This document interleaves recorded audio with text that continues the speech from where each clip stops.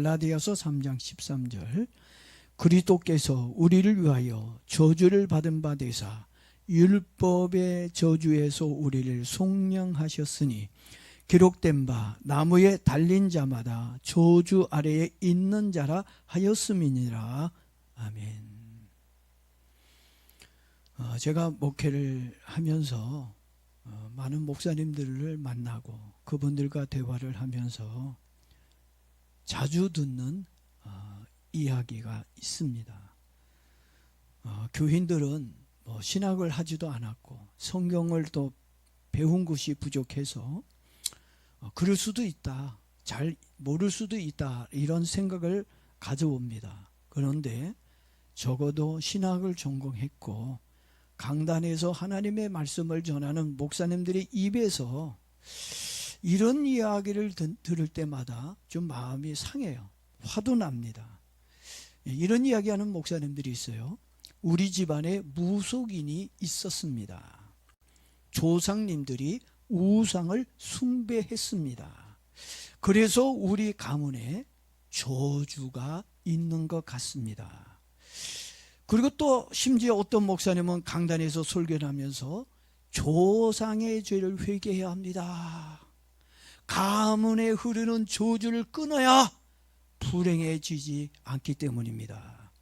가문의 저주를 끊으려고 한다면 조상의 죄를 회개해야 한다고 그렇게 설교하는 목사님들이 있습니다.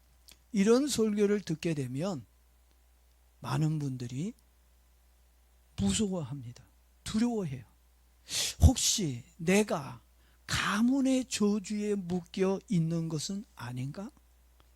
우리 집안에 문제가 생기고 나에게 자꾸 이런 어려운 일이 생기는 거 보니까 이게 모두 조상의 죄 때문에 그런 것이 아닌지 두려워하고 걱정을 합니다. 여러분의 생각은 어떻습니까? 지금 이 말이 맞다고 생각을 합니까? 저는 조상의 저주에 대해 고민하고 있는 여러분들에게 이제 그만 고민하라고, 그건 고민이 아니라고 말씀을 드리고 싶어요. 그래서 여러분이 가지고 있는 이 조상죄의 이 고민이 십자가에서 어떻게 해결됐는지를 좀 말씀을 드려서 잘못 알고 있다면, 또 잘못 배웠다면 여러분들이 좀 더 잘 이해하고 바른 성경을 깨닫고 믿음으로 살았으면 좋을 것 같아요. 이제 여러분들이 이제 제 설교를 듣다 보면 하고 여러분이 자유함을 얻게 될 거라고 생각합니다. 오늘 본문 갈라디아서 3장 13절에서 바울은 또 읽어봅니다. 그리스도께서 우리를 위하여 저주를 받은 바 되사 율법의 저주에서 우리를 속량하셨으니 라고 말하고 있습니다. 여기에서 우리의 고민과 문제를 해결해 줄 아주 중요한 핵심 단어가 나옵니다. 그것은 율법의 저주라는 말과 그 뒤를 이어서 무슨 말이 나오죠? 속량하셨다는 단어가 나옵니다. 율법의 저주라고 하는 이 말은 하나님의 율법을 지키지 못한 사람들에게 내려지는 정죄와 저주의 형벌을 의미합니다. 다 이 세상에 아담의 유전인자를 가지고 태어난 사람들, 원죄를 가지고 태어난 모든 사람들은 전부 다 무슨 저주가 있는 거죠? 율법의 저주를 가지고 태어난 겁니다. 율법의 저주 없이 태어난 사람 한 사람도 없습니다. 결국 율법의 저주라는 건 뭘 얘기하는 거죠? 하나님의 말씀, 하나님의 기준을 어긴 거예요. 율법을 어긴 거, 이것이 율법의 저주입니다. 그러니까 우리 인간이 이 율법의 저주를 받아서 살고 있다는 얘기입니다. 여기 있는 분들 중에 하나님의 법을 다 지키며 사는 분이 있습니까? 아무리 믿음이 좋아도, 아무리 성경의 충만함을 받았다 할지라도 그 사람도 하나님의 법을 100% 지키며 살 수 없습니다. 혹시 여러분들 중에 나는 그래도 100% 하나님의 율법, 하나님의 계명을 지키며 산다, 그는 자신이 있는 분들만 한번 말씀해 주면 좋을 것 같아요. 없다면 여러분은 지금 어디 아래 있다고요? 율법의 저주 아래 있는 인생이라는 것입니다. 쉽게 말해 죄와 마귀의 지배를 받고 살고 있고, 결국에는 살다가 죽으면 어디로 가는 거죠? 뜨거운 지옥불이 있는 지옥 형벌의 저주를 받을 사람이라는 이야기입니다. 그런데 우리가 여기까지만 알고 있다면 그건 정말 불쌍한 사람이에요. 저주받은 사람들입니다. 그런데 감사하게도 하나님은 저주 속에 있는 우리 인간들에게 은혜를 베풀어 주셨습니다. 왜냐하면 저주를 속량해 주셨기 때문입니다. 속량해 주셨다고 하는 이 단어로 모든 의문과 저주가 사라지게 되었습니다. 헬라어로 속량이라고 하는 이 말은 엑사고라조라는 말인데, 속량이라는 뜻이 뭔지 여러분들이 좀 알 필요가 있어요. 어떤 사람이 노예로 끌려갔습니다. 그런데 감사하게도 좋은 사람을 만났어요. 뭐 아는 사람이 아는데 그 사람이 무슨 생각을 가졌는지 주인에게 돈을 주면서 얼마입니까? 그래요? 그리고 나의 노예값을, 몸값을 다 지불해 주고, 그러더니 그 사람이 노예 증서를 받아서 자기 앞에서 싹 찢어서 버려버렸습니다. 그리고 자유롭게 살라고 말하더니 가버렸습니다. 이게 뭐라고요? 이게 속량이라는 얘기입니다. 이 속량이라는 이 말을 성경적으로 좀 더 이제 이야기를 해보면 이렇습니다. 사람들은 죄로 인해 마귀에게 팔려 율법의 저주 속에 살게 되었습니다. 그런데 죄와 죽음과 지옥의 저주에 있는 사람을 위해 누가 이 땅에 오신 거죠? 하나님의 아들 예수 그리스도께서 이 땅에 오셔서 우리의 죄값을 십자가에서 다 지불해 주셨다는 거예요. 뭘로? 자신의 피로 우리의 죄값을 다 지불해 주시고 우리에게 자유롭게 살라고 율법의 저주에서 우리를 구원해 주셨다는 얘기입니다. 이것이 뭐라고요? 속량이라는 말입니다. 그러니까 우리는 율법의 저주에서 살아야 할 이유가 전혀 없다는 것입니다. 다시 말해 귀신의 저주에 묶여 있어야 할 이유가 사라졌습니다. 그런데 왜 이런 거짓된 가르침이 퍼지고 있는 것일까요? 사실 이런 사상은 우리 한국 교회만 있는 것이 아닙니다. 이미 전 세계 모든 교회 안에 퍼졌던 잘못된 사상과 성경에 대한 오해가 전 세계로 퍼졌다는 것입니다. 이런 영적 흐름 속에서 가문의 영, 지역을 지배하는 영, 세대를 따라 내려오는 조상의 저주, 이런 사상들이 내려오게 되어진 것입니다. 그래서 그들은 문제의 원인을 이렇게 말하고 있습니다. 이 조상의 죄를 얘기하는 사람들이 얘기하는 겁니다. 지금까지 당신이 안 되었던 이유는 모두 조상의 죄 때문입니다. 그리고 가문과 조상에 묶인 것이 있어서 안 되는 것입니다. 당신이 행복하고 당신의 가문에 당신이 집안이 잘 되려고 한다면 어떻게 해야 돼요? 그 저주, 가문의 저주에서 풀려나야 됩니다. 그래야 당신이 행복해질 수 있습니다. 이렇게 이야기해 주면 대부분의 사람들이 안심을 합니다. 왜냐하면 문제의 원인을 알았기 때문입니다. 누구 때문에 내가 이렇게 고통받고 불행해지고 있다고요? 뭐 때문에?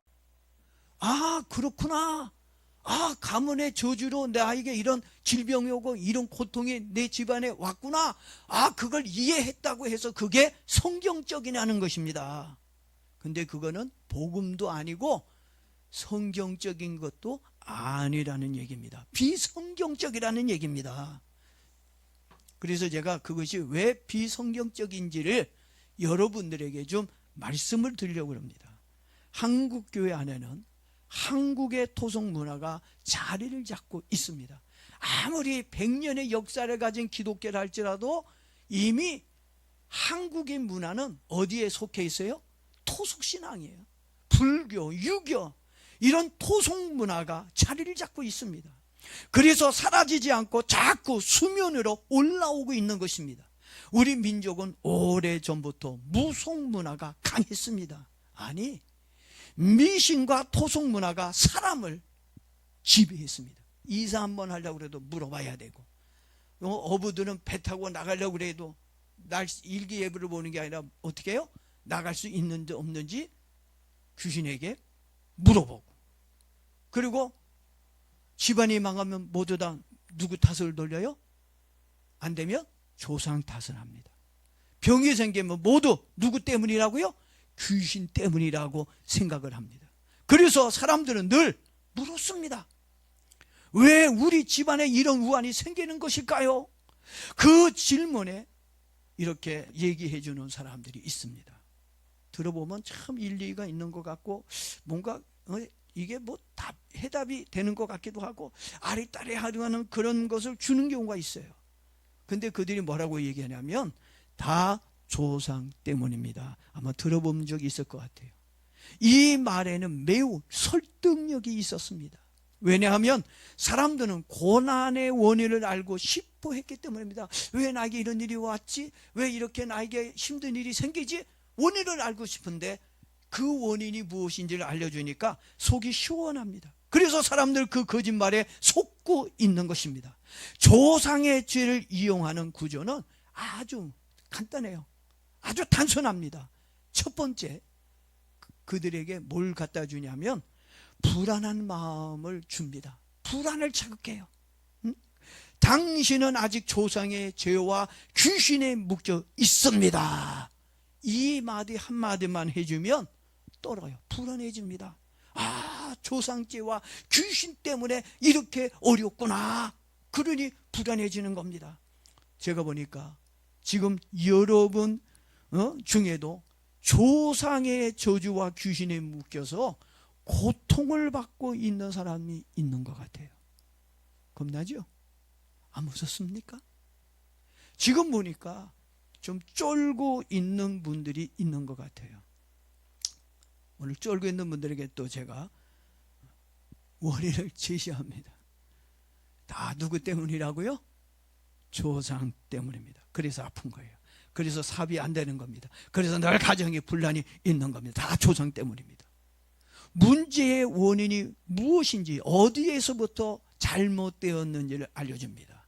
그러고 나서 마지막에는 두려움에 떨고 있는 그들에게 문제 해결책을 말해줍니다. 뭐 대순진리인가요? 소순진리인가? 잘 모르겠습니다만 그들은 뭐라고 얘기해요? 조상에게 제사 지내면, 그렇죠? 조상에게 제사를 지내면 가문의 저주가 풀어집니다. 그래서 조상 제사를 지내도록 유도를 합니다. 이렇게 한마디만 해주면 진짜인 줄 알고 수백만 원, 돈 없다 죽겠다고 하는 사람도 수백만 원, 수천만 원짜리 제사를 지냅니다. 수백만 원, 수천만 원 들여서 제사 지내지 마세요. 저한테 오면 제가 여러분 돈 한 푼 안 드리고 공짜로 여러분의 문제와 고민들을 제가 다 해결해 드릴 수 있습니다. 그리고 교회에 다니는 교인들에게는 조상의 죄를 회개하면 가문의 저주가 사라진다 이렇게 말해주면 힘들어도 조상의 죄를 회개합니다. 매일같이 조상의 죄를 가지고 회개하며 기도를 합니다. 심지어 어떤 기독교 단체에서는 아예 책까지 만들어 놓고 조상이 어떤 죄를 지었는지 모르잖아. 우리 조상들이 무슨 죄를 짓고 살았는지 모르니까 사람이 지을 만한 모든 죄도, 성경에 나와 있는 모든 죄를 다 집어넣어 가지고 이것저것 다 적어서 조상의 죄를 주문을 외우듯이, 주문하듯이 달달 외울 정도로 매일 회개하며 기도하라고 가르칩니다. 그러면 너희의 조상죄가 해결될 거야. 가문의 저주가 사라질 거야. 그러면 믿음이 너무 좋다 보니까 매일같이 그냥 몇 시간씩 거기에 매달려서 그냥 그 책에 그냥 몇 시간씩 그 거기에 대고 달달달달달달달 주문 외우듯이 조상죄를 회개하고 있는 모습을 봅니다. 아마 여러분들도 아마 그렇게 배웠으면 목숨 걸고 책을 읽으면서 조상의 죄를 열심히 회개할 거라고 생각합니다. 왜냐하면 사람은 고난을 받는 것보다 원인을 아는 것에 더 편안함을 느끼기 때문입니다. 그런데 핵심은 여기에 있습니다. 문제 해결의 방법이 성경적이고 복음적이냐 하는 것입니다. 성경은 우리에게 원인을 찾으라고 말하고 있지 않습니다. 뭐라고 얘기하고 있죠? 예수 믿어라! 예수님을 믿으라고 말하고 있고 예수님만 바라보라고 가르쳐주고 있습니다. 그렇다면 성경은 조상의 죄에 대해 어떻게 말하고 있는지를 좀 보겠습니다. 에스겔 18장 20절입니다. 아들은 아버지의 죄악을 담당하지 아니하니라. 아들은 누구의 죄를 담당하지 않아요? 아버지, 부모, 조상의 죄를 담당하지 않는다고 그랬습니다. 성경은 매우 단호하고 명료합니다. 죄의 책임을 개인에게 있는 거지 위에 부모에게 있는 게 아니라고 말해주고 있는 겁니다. 조상의 죄가 법적으로 후손에게 내려가거나 묵지 못한다고 말해주고 있습니다. 그리고 가장 중요한 것은 우리는 더 이상 누구 안에 있지 않아요? 아담 안에 있지 않다는 것입니다. 저와 여러분은 아담의 가문이 아니라 이제 새로운 가문에 속해 있기 때문입니다. 고린도후서 5장 17절을 보니까 누구든지 그리스도 안에 있으면 새로운 피조물이라. 여러분, 그리스도 안에 있으면 뭐라고요? 새로운 피조물이 되었다는 얘기입니다. 여러분은 더 이상 옛사람인 아담의 가문에 속한 사람이 아닙니다. 여러분은 그리스도의 가문에 속한 새 사람이 되었습니다. 십자가는 죄만 용서해 주는 게 아니에요. 우리는 대부분의 사람들이 십자가 하면 죄 씻음, 이렇게 죄 용서, 이거 하나만 알고 있어요. 근데 십자가는 그것으로 끝난 게 아닙니다. 십자가는 우리의 신분의 변화까지 주는 것이 십자가의 은혜입니다. 옛사람에서 새 사람으로 바꿔줬습니다. 죄의 사람에서 의인의 사람으로 바꿔주었습니다. 마귀의 자녀에서 하나님의 자녀로 신분의 변화를 주었습니다. 어디에서? 십자가에서 예수 그리스도께서 우리에게 이런 은혜를 주셨다는 얘기입니다. 미국 청년이 있었습니다. 그의 아버지는 알코올 중독자였습니다. 할아버지도 알코올 중독자로 인생을 망쳤습니다. 그래서 사람들은 말해요. 이 청년의 집안은 원래 그런 집이야. 알코올의 저주가 있는 그런 알코올의 가문이 있는 그런 집이야 라고 얘기했어요. 청년도 인정해요. 맞아. 우리 가문은 알코올 중독이 있는 알코올의 저주가 있는 그런 가문이야. 그렇게 생각을 하고 술에 빠져 살았습니다. 그러던 어느 날 답답한 마음에 아이씨 오늘 그냥 교회나 한번 가볼까? 그냥 따분하니까. 그리고 교회를 갔습니다. 그리고 목사님의 설교를 들었습니다. 근데 목사님이 너는 아담의 가문에 속한 사람이 아니라 그리스도의 은혜로 새로운 사람이 되었다고 말씀을 전했습니다. 예수님을 믿으면 아담의 저주에서 벗어나 예수 안에서 새로운 사람이 되어 새로운 인생을 살 수 있다는 말씀에 큰 은혜를 받았습니다. 내가 예수 그리스도를 믿으면 이제 내 인생도 달라지는구나. 아담의 가문에서 알코올의 가문에서 이제 새로운 은혜의 가문으로 예수의 가문으로 이제 새롭게 태어날 수 있구나. 그래서 목사님 설교가 청년의 생각을 바뀌었고 인생관이 변하게 되었습니다. 그는 예수님을 자신의 구주로 영접을 하고 술을 끊었습니다. 그 이후 그리스도 안에서 새로운 인생을 살게 되었습니다. 그리고 신학을 해서 목사님이 되었습니다. 목사님의 옛 가문을 잘 아는 어떤 사람이 이야기를 했습니다. 어떻게 그런 가문에서 목사님이 나왔죠? 그렇게 물어봤어요. 그러자 목사님이 얘기합니다. 나의 가문이 바뀌었기 때문입니다. 감사하게도 나의 가문이 예수님께 속하게 되었습니다. 여러분의 가문은 어떻습니까? 어디 가문에 속해 있습니까? 여전히 아담의 가문에 속해 있는 건 아닙니까? 아니면 예수 그리스도의 가문에 속해 있습니까?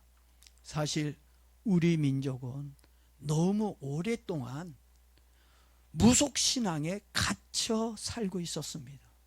그런 사람들에게 복음이 들어가 많은 사람들이 예수님을 영접해서 예수님을 믿어서 변화를 받았습니다. 우상 숭배하던 집안이 복음의 가문이 되었습니다. 무당의 집안에서 목사가 나왔습니다. 그 이유가 무엇이겠습니까? 그 이유가 무엇이에요? 바로 십자가 때문이었습니다. 복음으로 가문이 새로워졌기 때문입니다. 십자가의 은혜로 조상의 저주와 죄가 해방되었습니다. 십자가는 우리들에게 완전한 승리를 주었기 때문이에요. 여러분에게 하나님이 십자가를 통해서 예수 그를 통해서 승리를 안겨주었습니다. 골로새서 2장 14절입니다. 우리를 거스리고 불리하게 하는 법조문을 지우시고 십자가에서 못 박으시고 라고 승리의 소감을 말해 주었습니다. 십자가는 부분적인 승리가 아닙니다. 완전한 승리예요. 100%의 승리를 말해주고 있습니다. 조금의 저주와 약간의 의문점과 묶임도 남겨두지 않았습니다. 가비원 정죄까지도 그냥 두지 않았습니다. 그것을 알게 된 사도 바울이 얼마나 기뻤는지 갈라디아 3장 13절에 이렇게 외친 겁니다. 율법의 저주에서 우리를 속량하셨으니. 아멘입니까? 믿습니까? 한제수가 감옥에 있었습니다. 어느 날 왕이 사면령을 내렸습니다. 너희의 모든 죄를 다 사노라. 그리고 감옥문이 열렸습니다. 그런데 제수가 나가면서 고개를 까불뚱까불뚱거리더니 이야기를 합니다.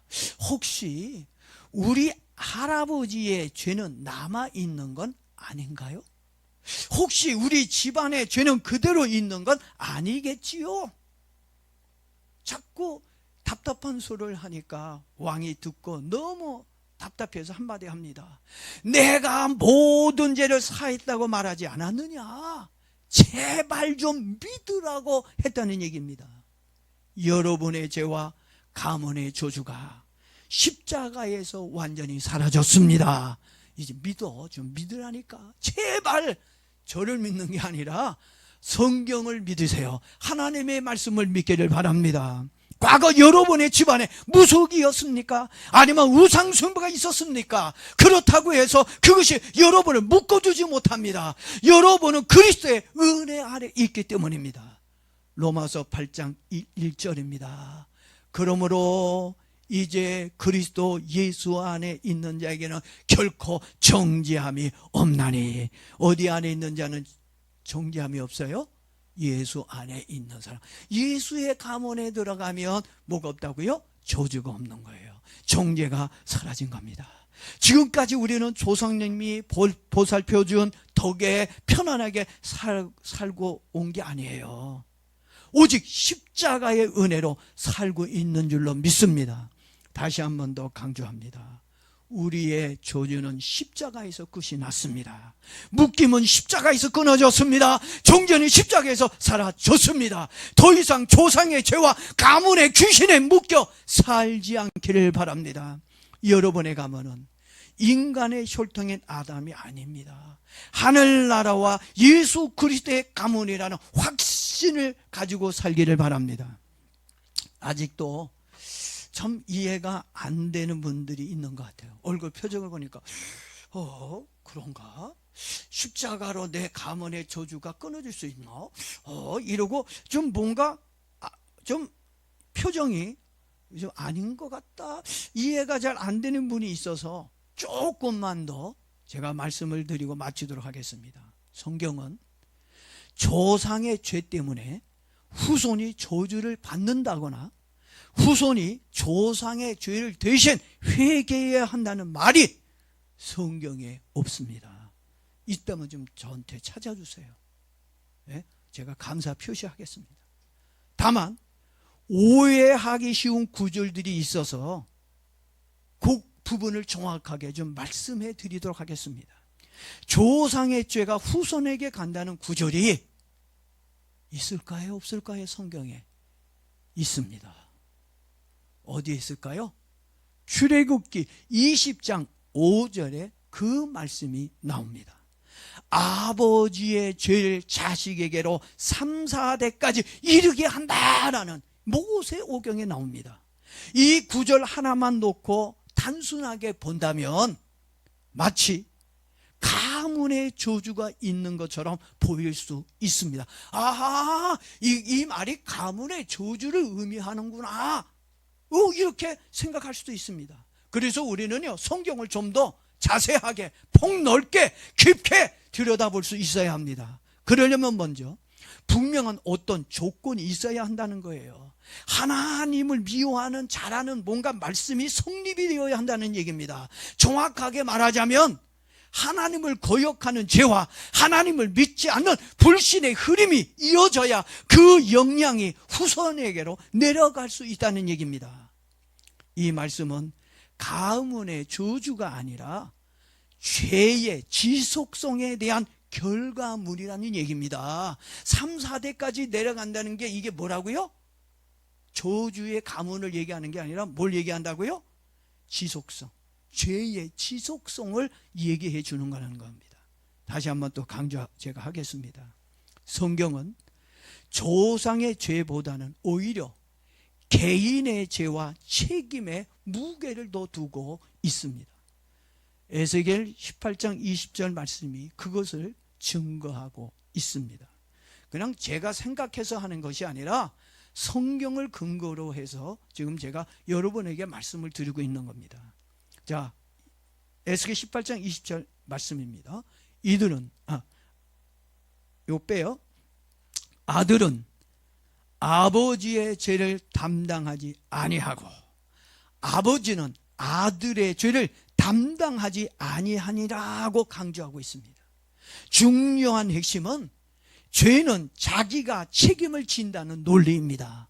유전처럼 흐르는 것이 아니라는 것입니다. 아버지가 구원을 받았다고 해서 그 자녀도 구원받나요?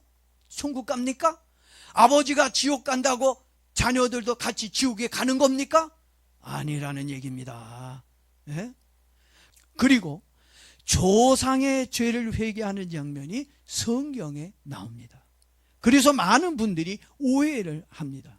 그렇지만 우리 교인들은 오해가 없기를 바랍니다. 왜냐하면 그 의미가 확실히 다르기 때문입니다.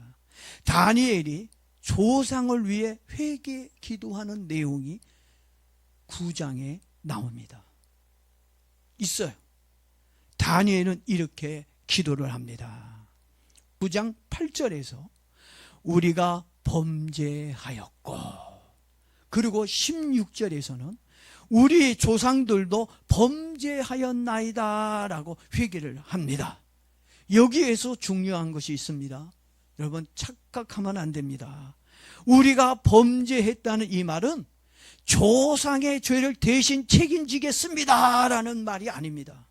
그리고 조상의 죄를 우리가 물려받았다는 말도 아닙니다.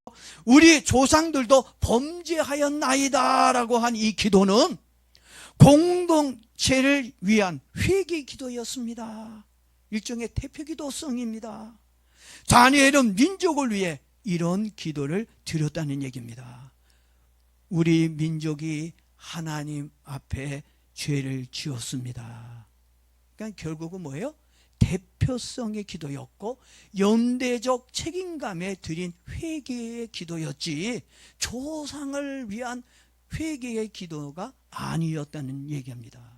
그런데 이 기도를 조상의 죄를 위해 회개하는 것으로 해석하는 분들이 있어 문제입니다. 그래서 여러분에게 뭐 하지 말라 그런 거죠?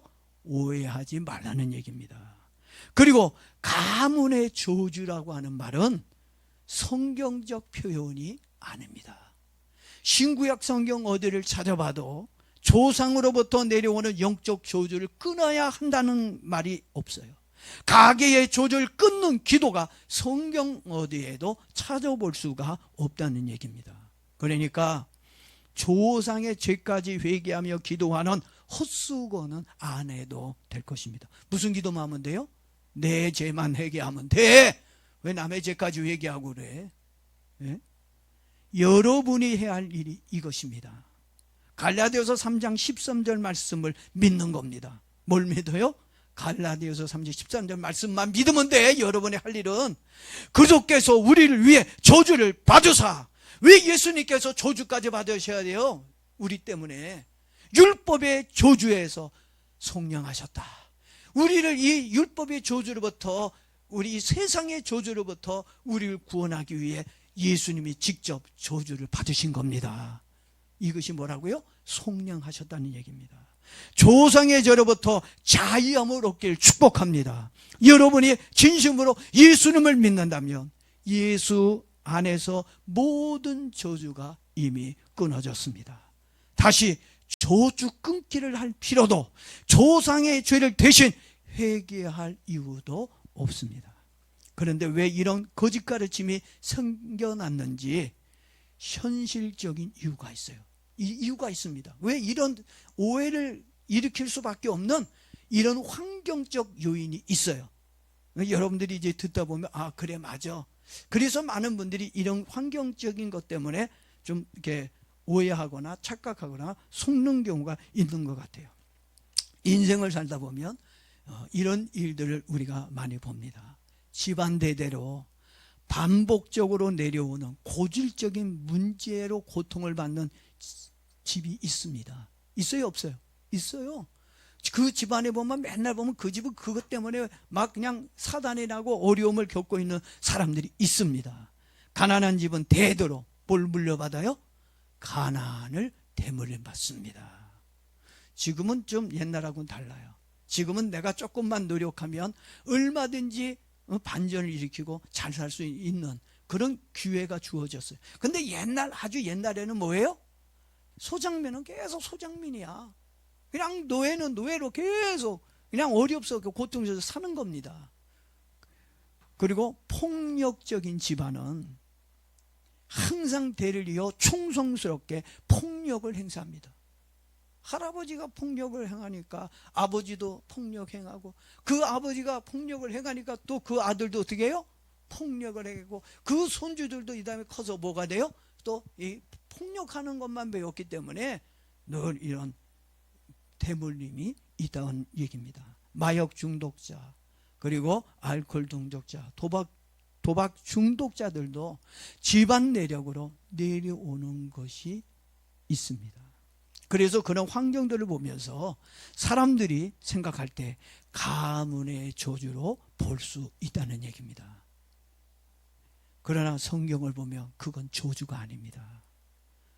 죄의 패턴이고 환경적 요소가 크고 학습을 통한 교육으로 습득된 것으로 보는 것이 더 정확하다는 얘기입니다. 결국 이것은 가문의 저주라기보다는 삶의 영향과 생활 습관의 전이라고 보는 것이 더 맞다는 얘기입니다. 다시 한 번 더 짚고 넘어가겠습니다. 조상의 죄 때문에 저주는 없습니다. 사람은 자기가 지은 죄 때문에 저주받고 심판받는 것입니다. 다니엘처럼 공동체적 회개는 가능하지만 조상의 죄까지 내가 책임지고 대신 회개할 필요가 없다는 것입니다. 아버지가 사기를 쳤다고 해서 아들이 사기죄로 처벌받지는 않습니다. 예수 안에 있으면 저주는 이미 끝났습니다. 반복되는 집안의 문제는 저주보다는 뭐죠? 죄의 흐름이라는 걸 알아야 합니다. 가문도 중요하지만 가문보다 더 중요한 것이 있습니다. 그것은 지금 내가 하나님 앞에서 어떤 모습으로 살고 있느냐, 그게 더 중요합니다. 왜냐하면 나의 삶과 신앙에 영향을 주고 있기 때문입니다. 오늘도 예수님의 십자가를 든든히 붙잡고 사는 은혜가 여러분에게 있길 예수님의 이름으로 축복합니다.